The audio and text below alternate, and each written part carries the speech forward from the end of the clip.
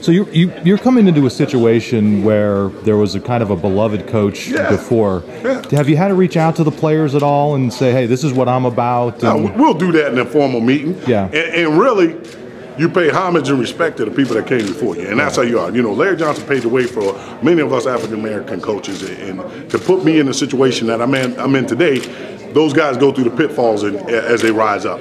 So you have respect for that. You also have great confidence in who you are, and that's the way I am. And I had great confidence, like Coach Shoup talked about, how when we came to Vanderbilt, it was an underwhelming hire, right?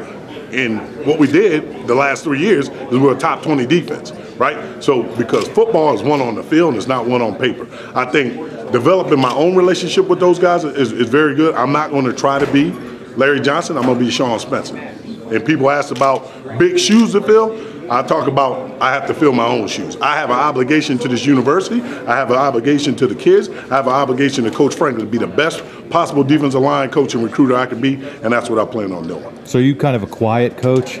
No. I'm joking. What's your? Can you tell us about your style a little bit? Because it seems as if from seeing the videos of you and stuff that you really like to get the guys going. Well, the thing is, I always talk to the kids about this. They can't match my intensity.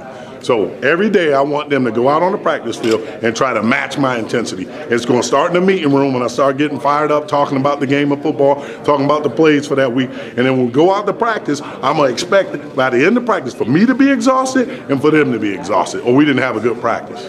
Are there specific things you like to do style-wise in terms of? You know, man, I really like to keep it loose with my guys. You Yeah. know, I mean, they'll come in and they'll tell me funny stories, and some stories I actually don't want to hear. But they'll tell me they'll tell me things, and they'll feel so comfortable coming to talk to me. And I always tell them, let me know how your day was prior to practice, because sometimes, you know, we think like this, right, as football coaches, but these guys got so many other things going on. And you want them to be focused, but you better listen to them when they got a problem, because you might not want to get on that kid if something's going on at home. And guys come from all walks of life, you know, and we just want to make sure that we're a family.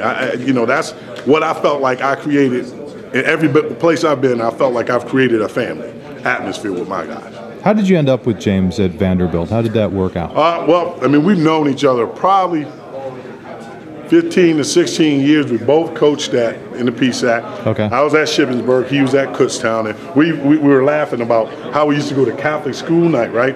And put our helmets down, Shippensburg, Kutztown. I'm like, hey, it's only 3.5 hours from here. You know, he's like, you know, you can explain, and where's Ship at, coach? You know, it's a little bit different. And I told somebody, I looked at him the other day and I said, you're the head coach at Penn State. He goes, well, you're the D-line coach at Penn State. And we just kind of laughed it off, but it's pretty powerful. You know, I mean, it's just kind of surreal at times, you know. So it just, you know, we've known each other forever, kept in contact with each other. Ran across him when he was still at Maryland. We're both speaking at a clinic in Pittsburgh, and I actually drove him to see some of his family members around.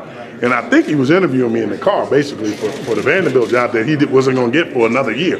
I'm like, these are some weird questions. I thought we were buddies, man. Why are you asking me about this, you know? What's your recruiting area? You know, I'm like, oh, can we just have a note? But it was really good to do that, and I think that day got us back to where we are now. So he was asking you what your recruiting area was? Oh, it was a full-on interview. I'm like, we're just driving. I'm trying to listen to the radio. He turns the radio down and just starts talking about different things that are pretty synonymous with an interview. You know what I mean? So it was good, though. It was good. It was lighthearted, but I knew where he was going with it. So I said, well, one day when this guy gets a head coach, you better pick up my phone call, man. So, and I didn't have to call him. He called me, and it was awesome. So. Having worked at some of the, I don't mean to be negative, but some of the lower levels of college football, now you're here, 107,000 seat stadium.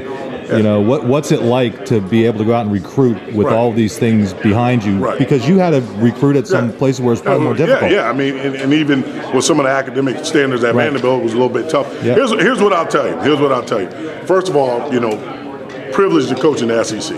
And the SEC is a very, very powerful conference. And, you know, got to coach in front of some great venues, right? I think coaching at the lower level and having to hustle the way you have to hustle.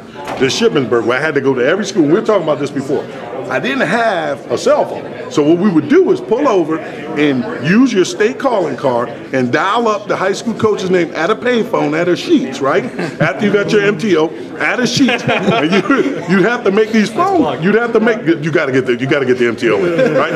And and make these phone calls to the coach and say, I'm like 10 minutes away, where do I turn? You know, and I remember a guy at York High School, turn down by June's house. I'm like, I don't know who June is, but I don't know if I can turn that way. But I think you learn to hustle that way, and then as it starts to get easier, the more resources you have, right? But you still got the competition, because now not only are you going after the guy, Ohio State's going after the guy, Alabama's going after the guy, and you know, you really got to step your game up. So I really think that gave me who I was today as a recruiter, and I didn't mind the hustle, because that's what it's all about. Once to get to find the kid, and then when you get to know him, it's all about relationships. Coach, what's it going to take to get you to come out of your shell? I don't know, one more of those amps, I think.